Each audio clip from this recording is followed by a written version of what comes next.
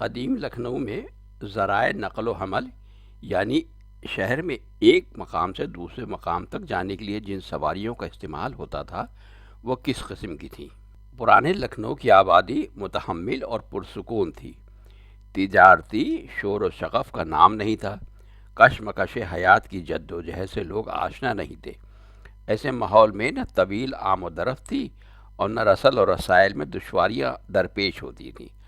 صناع و فنکار اپنا اپنا سامان بآسانی ایک جگہ سے دوسری جگہ خود ہی لے جاتے تھے۔ سودے والوں، خونچہ والوں اور دوسرے چھوٹے دکانداروں کو بھی کسی سہارے کی محتاجگی نہیں تھی۔ منتقلی مکان یا سامان یا اسباب کاروبار کے لیے بھی دور حاضر کی طرح ٹرکوں اور بڑی بڑی گاڑیوں کی حاجت نہیں ہوتی تھی۔ سادہ زندگی بسر کرنے والوں کے لیے کھڑکھڑے یا زیادہ سے زیادہ ٹھیلے کافی ہوتے تھے۔ بار برداری کے یہ وسیلے بھی چوڑے راستوں میں کارآمد ہو سکتے تھے۔ گلیوں اور کوچوں میں بار بردار مزدوری ہی کام کرتے تھے۔ جہاں تک آدمیوں کے لیے سواری کا معاملہ تھا، شہر میں صرف یکو یا بند شکرم گاڑیوں کا رواج تھا۔ یہ سواریاں بھی دور جانے کے لیے درکار ہوتی تھیں۔ چوک سے امین آباد یا حضرت گنج یا کچھ اور فاصلے پر جانے کے لیے 3-4 پیسے سواری کے حساب سے اکا مل جاتا تھا۔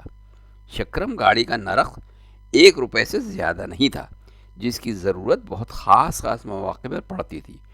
شرفا اور عوام زیادہ تر پیدل چلنے کے عادی تھے اور گلیوں گلیوں آسانی اور تیزی سے راستہ طے کر لیتے تھے۔ روسا اور عمائدین بھی اپنی قیمتی اور خوبصورت سواریوں پر شام کو ہوا خوری کے لیے نکلتے تھے۔ اس کے علاوہ باہر نکلنے کے لیے وہ لوگ زیادہ خوگر نہیں تھے۔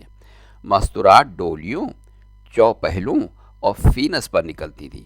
بعض روسا بھی عمدہ اور زرخ برف چوپہلوں اور فینسوں پر نکلتے تھے۔ ان کے لیے ایک مجبوری یہ تھی کہ بہت سے محلوں میں گاڑی گھوڑے کا گزر ہی نہیں ہو سکتا تھا۔ یہ سواریاں صرف چوڑے راستوں میں کام آتی تھیں۔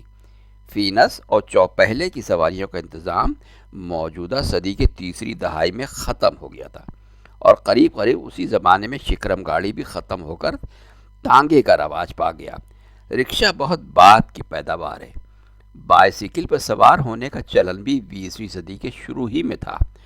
موٹر کاریں انقا تھیں۔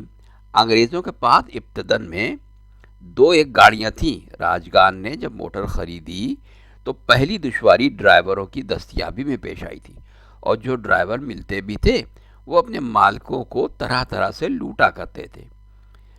اچھی طریقے سے یاد ہے کہ ایک راجہ صاحب نے جب شروع میں موٹر کار خریدی تو ان کا ڈرائیور ہر مہینے میں ایک بڑا ٹین گھی کا گاڑی کو چمکانے کے لیے وصول کرتا تھا۔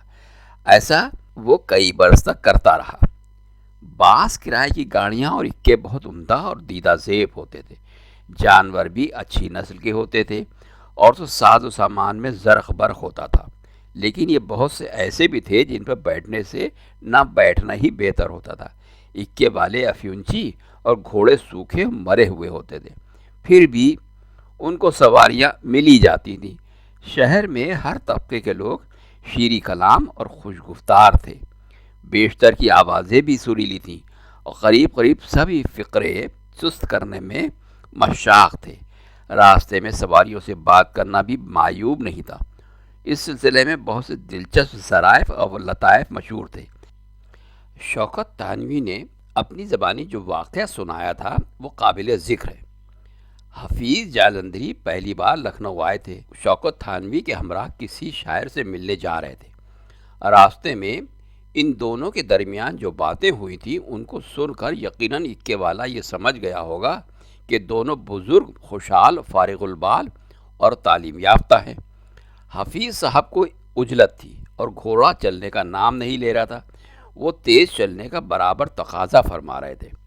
بالآخر اکے والے نے عاجز ہو کر گھوڑا روک لیا اور حفیظ صاحب سے مخاطب ہو کر دستہ بدستہ ان الفاظ میں تخاطب کیا: حضور، کیا آپ کا خیال یہ ہے کہ خود مجھے ارمان نہ ہوگا کہ میرا گھوڑا تیز چلے؟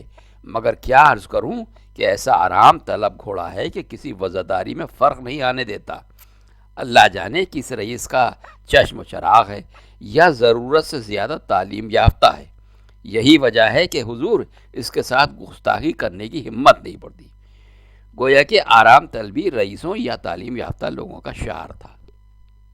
پھر اس کے بعد حالات بدلتے گئے، شہر کی آبادی بڑھنے لگی، محلے آباد ہونے لگے، زیادہ سے زیادہ دوری طے کرنے کے لیے عجیب و غریب قسم کی سواریاں ایجاد ہونے لگیں۔ ان کو کبھی ٹیمپو اور کبھی تھری ویلر یا کبھی بیٹری سے چلنے والا رکشے کا نام دیا گیا۔ اب حالت یہ ہے کہ لکھنؤ میں ایک مقام سے دوسرے مقام تک جانے کے لیے نہ جانے کتنے قسم کی سواریاں مہیا ہیں۔